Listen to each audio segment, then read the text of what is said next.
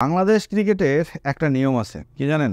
অল্প দিনে যদি কেউ সুপারস্টার হয়ে যায় তাকে নিয়ে অনেক লেখালেখি হয়।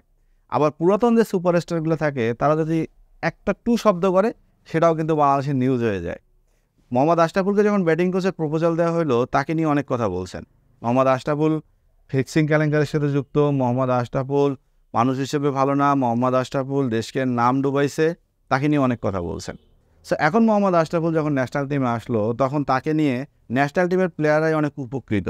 ন্যাশনাল টিমের ক্রিকেটারদের ব্যাটিংয়ের টনিকটাই আশরাফুল নড়াই দিয়েছে, এমনটাও আমি বলতে চাই না। কারণ মাত্র 5-6 দিনের কাজে একটা মানুষের কাজের প্রশংসা আমি করব না।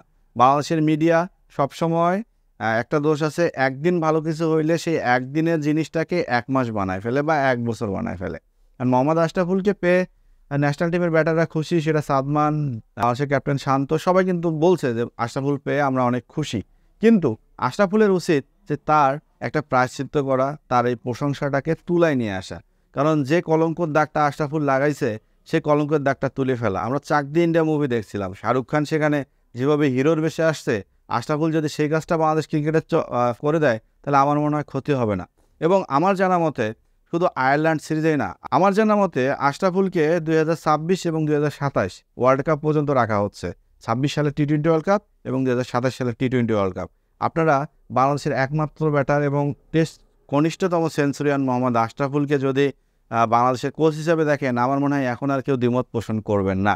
কারণ তিনি আয়ারল্যান্ড সিরিজে তিনি যেভাবে কাজ করতেছে, ব্যাটারদের প্রত্যেকটা ব্যাটারের কাছে কাছে গেছে, প্রত্যেকটা ব্যাটারের উইক জোন সম্পর্কে জানছে, প্রত্যেকটা ব্যাটার কোন কাজটা করতে পছন্দ করে সেটা জানছে, এবং প্রত্যেকটা ব্যাটারের যে উইক জোন আছে সেটাকে কিন্তু হাতে ধরায় দেখে দিচ্ছে।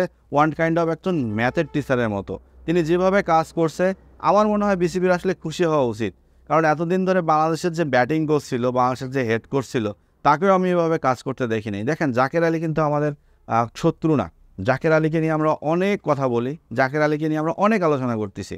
জাকেরকে চুইংগাম বাবা বলতেছেন, জাকের পারতেছিলেন, কিন্তু এই জাকেরই কিন্তু পারফর্ম করে ন্যাশনাল টিমে আসছে, বা কারো লগিংয়ে আসে নাই, বা কারো দেখা যাচ্ছে ঘুষ টুস দিয়ে জাকের দুর্নীতি করে ন্যাশনাল টিমে আসে নাই।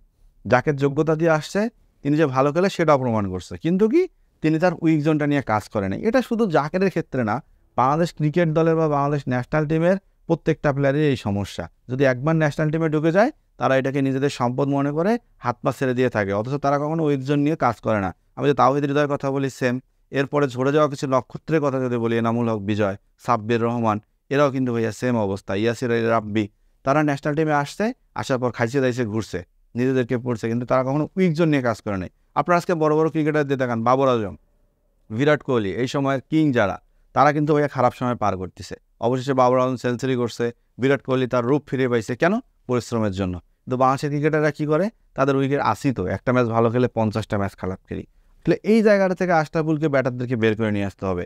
আমাকে প্রত্যেক দিন আমি যদি 70-80 রান করি, প্রত্যেকটা ম্যাচেই করার চেষ্টা করব। আমি যদি 100 করি, প্রত্যেকটা ম্যাচেই চেষ্টা করার কথা বলবো।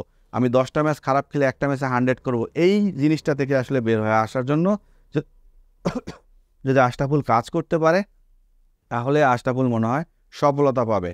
কারণ প্রত্যেকটা ব্যাটসম্যানের ধারাবাহিকতা ফেরানোই হচ্ছে একজন ব্যাটিং কোচের দায়িত্ব, এবং প্রত্যেকটা ব্যাটসম্যানের ভুল ধরাই দেওয়াই হচ্ছে একজন ব্যাটিং কোচের দায়িত্ব। এখন দেখার বিষয় আশরাফুল কেমন করে এবং নিজেকে কিভাবে ন্যাশনাল টিমের কাছে মিলিয়ে দিয়ে নিজের অভিজ্ঞতাটাকে শেয়ার করে আমাদের প্রথম সুপারস্টার, আমাদের দলের ব্যাটারদেরকে আসলে সুপার বানাই বা সুপার হিরো বানায় ফিরাই নিয়ে আসে পারে কিনা।